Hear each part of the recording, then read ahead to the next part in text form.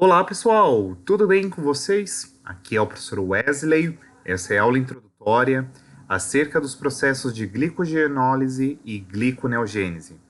Essa videoaula tem como objetivo apresentar em linhas gerais o que são os processos de glicogenólise e gliconeogênese, enfatizando sobretudo a importância metabólica destes processos e quais são os pré-requisitos dentro do contexto metabólico para que o processo de glicogenólise e gliconeogênese ocorra.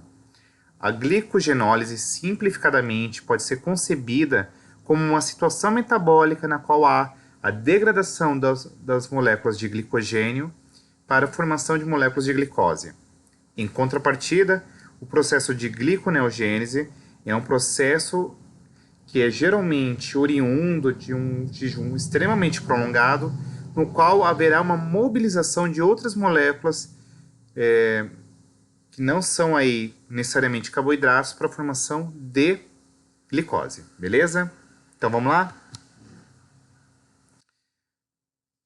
Em outros momentos aqui do curso, nós comentamos acerca do destino metabólico da glicose dentro de uma célula.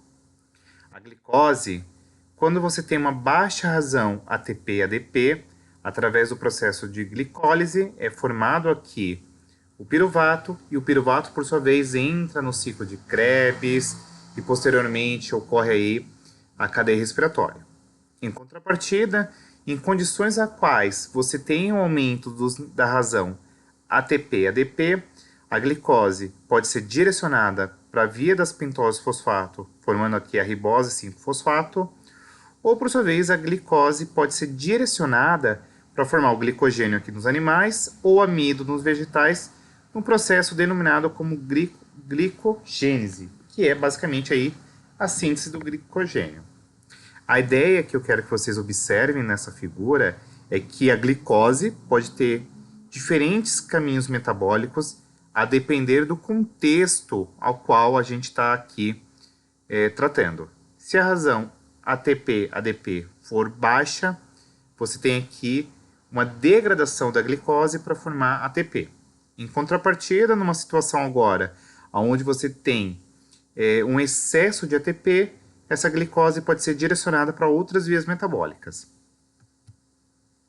E nesse sentido, a gente vai agora enfatizar uma situação na qual o organismo precise de glicose. E essa obtenção da glicose ela ocorre justamente na musculatura, porque sabemos que os músculos precisam de energia durante um exercício intenso, ou quando, por exemplo, você tem um contexto de glicemia muito baixa. E é nesse sentido que a gente vai agora se debruçar como que os processos de gliconeogênese e glicólise vão atuar dentro da realidade metabólica. Vamos lá? Então vamos lá. Quando a gente pensa em musculatura necessitando de ATP para realizar suas atividades metabólicas, a gente pode entender que durante o processo de contração intensa, a musculatura esquelética ela vai precisar de um aporte muito maior de glicose para obtenção de energia, tá? E para que não haja, por exemplo, uma redução tão brusca de glicose disponível no sangue, as células musculares, sob estimulação nervosa e hormonal, haverão agora de fazer toda uma mobilização da sua reserva de glicogênio, num processo denominado como glicogenólise muscular. E a glicogenólise vai degradar o glicogênio muscular, liberando as moléculas de glicose para que elas possam ser utilizadas pela própria musculatura esquelética para fazer aí a síntese de ATP. O segundo contexto é justamente quando você tem uma situação de jejum. E aí, no jejum prolongado, os níveis glicêmicos diminuem drasticamente. Então, a glicemia começa a diminuir no intervalo entre as refeições, que nós denominamos como jejum, e aí o organismo, como um todo, ele vai tentar responder essa condição, sinalizando as suas células através da diminuição da concentração de insulina. Haja vista que a insulina, como a gente já discutiu em outros momentos aqui no curso, ela visa fazer o quê?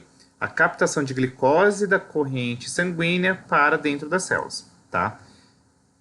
Uma vez diminuída a insulina, há um aumento do glucagon, e como resposta desse aumento do glucagon, nós temos a ativação de dois processos extremamente importantes: a glicogenólise hepática e a gliconeogênese, que ocorre lá no fígado. De maneira qual as células e os tecidos terão suas vias metabólicas reduzidas, de maneira a qual elas irão utilizar uma menor quantidade de glicogênio, quando possível, claro, deixando com que o glicogênio agora, a glicose, desculpas, ela fique disponível para órgãos e tecidos que dependem exclusivamente da glicose. Então, só enfatizando aqui novamente, porque eu fiz a troca do termo.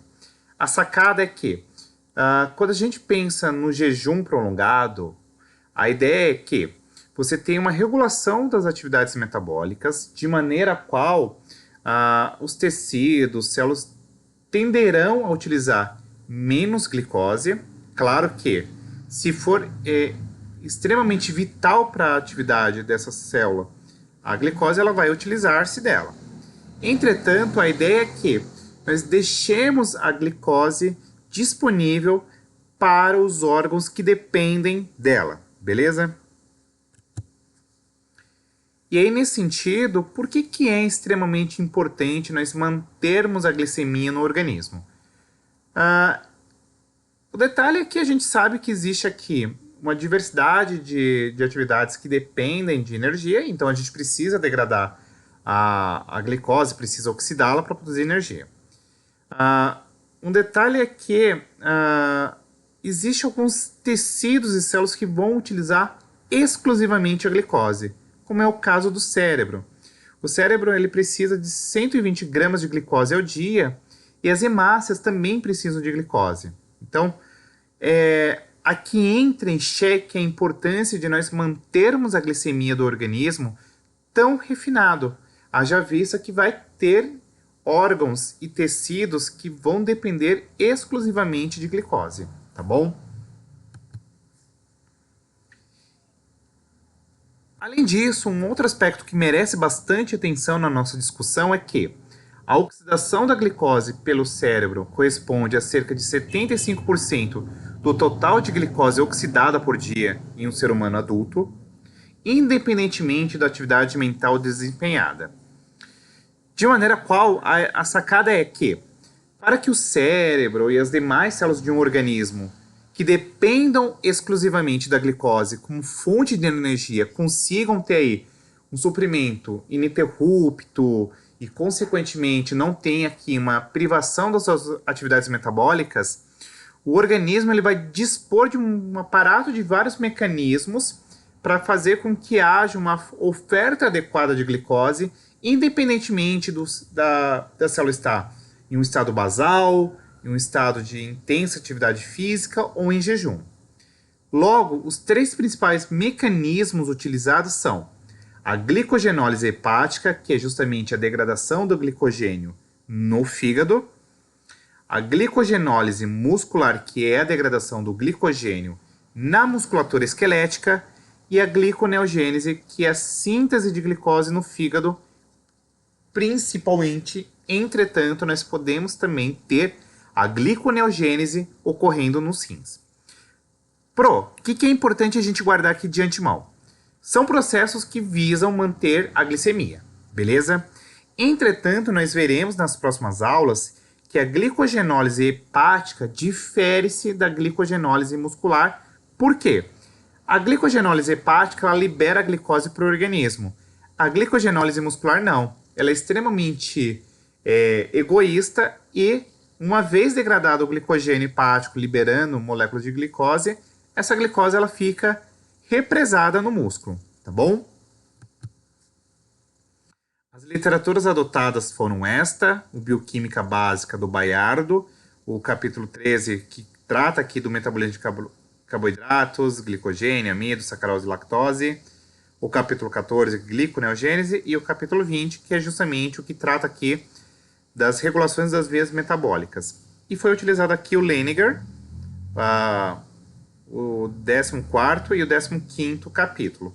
Beleza? Pessoal, se você tiver gostado, deixe o seu like, curta, compartilhe, se inscreva, deixe sugestões e até a próxima aula. Um super beijo e hasta luego, baby!